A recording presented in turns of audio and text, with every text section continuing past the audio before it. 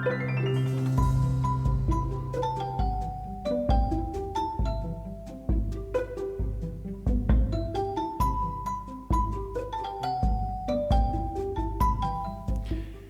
everyone, and welcome to the Switch Statement Podcast.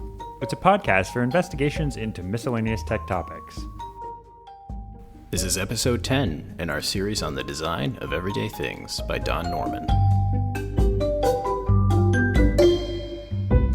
Hey, John, how are you doing? Hi, Matt. I'm doing really well. How are you doing? Doing okay. Excited to talk about design theory, design practice. Design today. thinking. Yeah. Yeah. How do you think like a designer? Well, for one thing, when someone gives you a problem, don't solve it. You ignore all of the things that they just said. Yeah, their You just feeble go off attempt into at defining their own problem. the corner and just do what you think you should do. Yep. This is how society should operate. Dude, Don Norman, he's the epitome of just like that, the grumpy curmudgeon.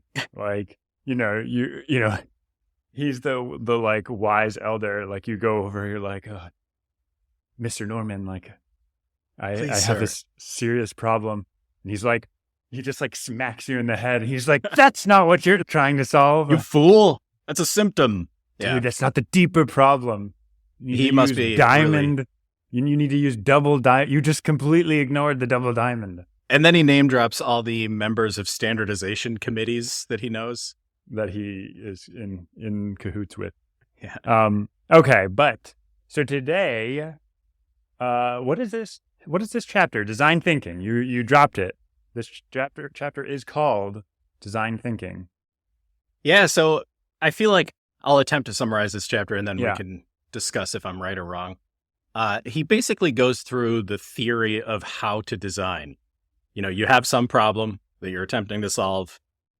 How do you actually redefine that problem so that it's hitting the heart of the matter? And then how do you go about implementing a solution for that problem, whether it be a web application or a faucet or whatever? And he goes through the theory of how to do that, which consists of a bunch of, stuff that we can talk about. And then he goes through some examples of like putting that theory into practice and sometimes where it falls over, why it falls over, and pretty interesting. Okay, yeah. I mean, I'm realizing that it's like a web app is almost certainly never the right answer to a problem. But yeah, as an engineer, a web app is rarely the right answer. It's just what we want to do. You know, everything looks like a nail because we have a hammer. Well, right. He goes into that in the chapter where he talks about how like new features are only ever developed for two reasons. One is because one of your competitors did it. And then two is because of some newfangled technology. Yeah. So I think that's all web apps ever. Yep. Yeah. It's sad, but true. But he talks about the two big components to design thinking: human-centered design, which is ensuring the needs of humans are met. And in a bit, we can talk about the 4 stages that you have to go through to implement that.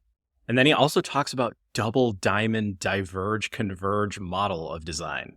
Yeah. Which I just thought was an awesome name. And you refer to these as components, and like, I might nitpick that a little bit. It's like, I think it's like frameworks that you like in a certain context, you might be able to deploy. So, but yeah, let's get into it. So he leads. Well, I know we were joking about the problem, but maybe it makes sense for us to just explain his point there, like in kind of a non-comedic way. Like, because he actually does. You were joking, but he does say he never solves the problem that the customer asks him to, and it's like. Right. Why is he doing that? Like, is he just a jerk? Yeah, which actually, I mean, yeah, we were joking, but we experience this all the time in our line of work, where someone attempts to define a problem. Even me or even an engineer might attempt to design or define a problem, but they're actually missing a real underlying problem where that's the thing that should be tackled instead of this sort of higher level symptom of that underlying problem. I think this is really kind of pithily embodied in the whole like faster horse parable Yeah. of Ford, right? It's like if I'd listened to what my customers wanted, I would have built a faster horse. Yeah. But then, like, if we're picking that apart, it's like the customer would come to Ford and was like, hey, like, I want a faster horse. But then Ford is like, well, actually, like, what this person really wants is a faster way to get around. Right. And they're coming to me with like actually a solution, when in reality, like the deeper problem is that they just want to get from point A to point B, and like the horse is an implementation detail. Yes. Yeah. He has a section. I'm jumping ahead a little bit, but he has a section about activities versus tasks and how an activity might be something like getting food for the week. And each task might be like drive to the store, get a shopping basket. So tasks are kind of like components of a larger activity. And he mentions why Apple was so successful with a product like the iPod, because they took the entire activity of like enjoying music, listening, obviously, but also like exploring new music, attempting to find new music, organizing your music. Like all these things are part of that larger activity of enjoying music. And they kind of solved that entire activity / problem. And that's part of the reason why that product was so successful. Yeah. Yeah. So it is important. I mean, we were joking, but it is important to take that step back and think about, okay, what is this demographic really trying to do? What is the real activity they're trying to accomplish? Right. So you had alluded to this double diamond expand contract, was it? Or diverge, converge. Diverge, converge. Yeah. I think like figuring out what problem you need to solve is like directly feeds into this approach. So I don't know, do you want to explain what that means, the diverge, converge? Yeah, my understanding of the double diamond diverge, converge, and he had a nice diagram that looked kind of like the infinity symbol, except it was like two sort of squares. It's two diamonds, hitting each other. And the left diamond is finding the right problem, which is basically an exercise where you ideate, you sort of, you start with the original, what you think the problem is, you expand outwards to try to think of what the true problem might be, and then you sort of converge inwards on what the actual problem is. Right. And then the right-hand diamond is finding the right solution, which is a similar exercise where, you think you know what the right solution is, you try it out in the real world, maybe you like put it in front of real people, and then you realize what the flaws are and you go back to the drawing board. And it's this process where you're expanding outward, taking in new information, and then converging inwards towards a solution. And I think the way it works is you kind of repeat this process over and over again. So you go through these phases where you're like ideating and then converging inwards, implementing, and then rinse and repeat. It is interesting. It alludes to, one of the important parts, and maybe the human-centered design is going to be important enough to this conversation that we should just explain that, and then we can kind of get back to discussing how they interrelate. So let's get into it, because like I was gonna start referring to parts of the human-centered design. Well, we can at least define the 4 stages, I think. So 4 stages of human-centered design: observation, generation, which generation could refer to like idea generation, prototyping, and then testing. And he goes way deeper on each of these 4 stages throughout the chapter, so we'll allude to them frequently, I imagine. It's interesting because I don't love testing as that fourth step. I kind of would prefer for that to be. It's interesting because I guess you're going to have something where it's not like a fully released product yet, but you get it in front of users and then you observe again. And I guess in software, like these cycles are so tight, so it's like it's not like we're going to be. Yeah, we might have some beta tester group, but in a lot of cases, we just put it out there for everyone, especially if it's kind of smaller. Yeah. So it's kind of like observe, ideate, prototype, deploy, and then observe again. And then that kind of completes the full cycle, essentially. Right. Yeah, I agree with you. Testing, and maybe this is just our vernacular or our like language that we use, but testing to me refers to something else. Yeah, exactly. But yeah, he's saying testing to refer to like putting it in front of actual people, whether it's like an alpha group or a beta group. And I want to use the word observing, seeing how they react to the product, seeing if the product actually works for them. Well, right. And I do think when you say observing, like, I think it is actually the start of the next phase. Yes.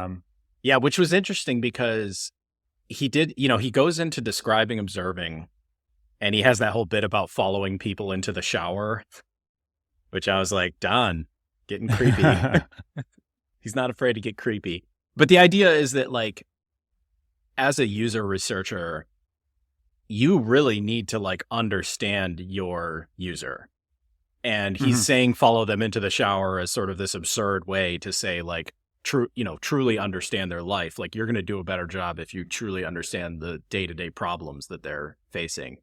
Right. And he calls it applied ethnography. So which ethnography, I looked up the word ethnography. It means like the scientific description of social customs. So anyway, applied ethnography is just like putting that into practice. Generally, ethnography refers to like anthropology, where you're studying some historical group of people like the Romans or something, whereas he means applied ethnography to understand your user base, basically. So anyway, the whole reason I'm talking about this is there's that initial phase of observation before you've even started developing your product, where you're trying to understand your user. And this obviously continues even throughout product development. But then there's this other stage of observation that's slightly different, where your product is like out in the world. Yeah. And you're sort of observing how people are using your product, where the rough edges are, and all those things. And it's interesting. It all falls under the umbrella of observation, but it's kind of two different types of observation. 100%. And I think, like, to your point about anthropology, I think his point about, or the term applied ethnography is kind of like, we want to zoom in on kind of the micro scale, where it's like, we're going to talk about a very small group of people, and we're going to try to learn things that, or learn behaviors that are evolving on short timescales, like over the course of a year or whatever. And, whereas like the field, you want to make these broad claims about large swaths of society. And it's like, no, we need to sell this to teenage Japanese girls. So like, we're just going to see like how their behaviors are developing in the last 2-3 years. Which is interesting. Yeah. There was one point that I did want to go back to about the double diamond design, which, the human-centered design problem, like that whole design cycle, like that, I feel like that's pretty well understood. I'm less familiar with the double diamond design. I'm curious, how do you do idea evaluate, like problem evaluation? Like, how do you know, like when you're trying to winnow down the set of possible problems, how do you know if you're solving the right problem? Like, does he get into that? Yeah, that is interesting. I've seen it happen in the industry. So we could talk about that a little bit. And it's just, I feel like this is especially easier once you have a product. Right. And once you can put it in front of people, because you realize fairly quickly if you're solving the actual problems that users are having. He talks a lot about idea generation. And maybe this plays into this, where when you're trying to figure out what the actual problem is, you go through this idea generation exercise where you really, really broaden your scope. You're trying to come up with as many ideas as possible. You're trying to ignore constraints. You're questioning reality itself. So I think all these things probably help in that, expansion of the problem space to try to identify the right problem. I think you do need to rely on information you've gathered from observation. And I don't know if like observing users is part of that process. And I think it also is just like, you have a group of people, decision makers, who are like, come to an agreement about, okay, now that we've generated this broad set of possible problems we could solve. Now we focus on what the right ones are. Yeah. Yeah, I'm not sure if he explicitly stated this in the chapter, but I really see these frameworks, which I really like the word you use, frameworks, as working in concert with one another. Like you're constantly, as part of the double diamond diverge converge, you're going through this iteration cycle of observing, generating, prototyping, testing. And even in like the generation of ideas, you can use the double diamond diverge converge model in order to generate ideas. And it just feels like they're very interrelated.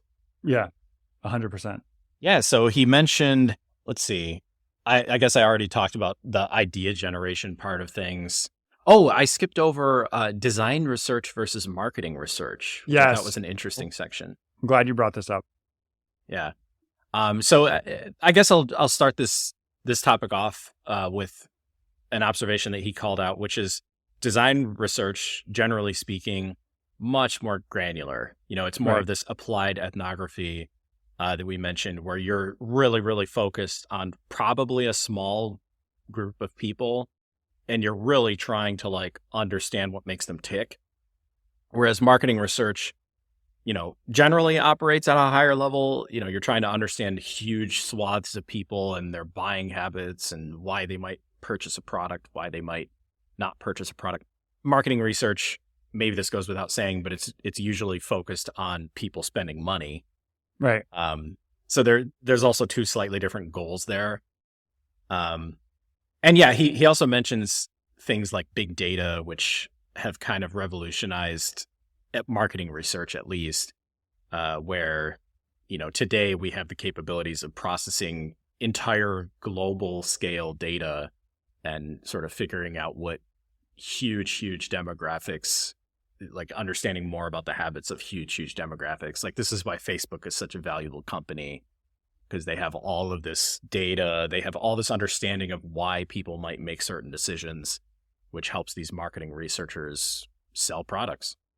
Right. And you really do need this aggregate understanding, because you need to come up with something that you're going to be able to show to 10 million people, in display advertising campaign on the internet. So you need to understand people in the aggregate. But it is funny, though, that you say that, because I guess we've learned that there is more and more like micro targeting. I can remember a blog post of a guy who he literally wound up targeting a single person. He was able to create like this email list that met the minimum size, and then he was able to show ads to a specific person. So, we might wind up with a world where, the data is so customized. And, I haven't heard about this, but like AI generated ads, like, oh boy. I'm a little nauseous just saying that phrase, but like you could imagine something where you could give a person a completely tailored ad to write to them. Actually, this leads into another part of this section, which is a huge part of our business, A/B testing. Right. Which is essentially where you take little micro variations of, like let's say a digital ad, for example. You might have a digital ad that's like a picture of a beautiful person smoking a cigarette or something. Mm-hmm. And in one version of the ad, there's, I don't know, smoke coming out of the tip of the cigarette. But then you might try a version of the ad where there's, no like smoke coming out or something. This is like the worst example of all time. But anyway, you can show different people one ad and the other ad, and you can compare their performance. This is the whole purpose of A/B testing. So that the ad that performs better has attributes that are evidently, more likable by your demographic that you're targeting. So you can sort of lean into those things that made that ad better. So going back to your point about AI, I can imagine AI being able to do these super tight loops where it's like, oh, let's use AI to generate some crazy image and do little micro variations, show it to different people in the demographic, and just very quickly updating those images to try to get this hyper specific ad that works super duper well. We're going to wind up with an image that you know, I feel like this has been the plot of multiple movies where it's like an image that actually just like hacks the human visual system. And like, Yeah. it doesn't look, you know, to look at it, like you wouldn't even, it just looks like a jumble of pixels, but It's like a magic eye. yeah. I didn't have anything else from the theory side. He goes into a bunch more on the practice side. Yeah, we're but- sort of reaching the point where theory and practice start butting heads. So I think this is a decent stopping point. Yeah, so maybe we leave it there, and then you can tune in 2 weeks, and we'll talk all about the practice of design. Indeed, I look forward to it. Tune in for the epic battle between practice and theory.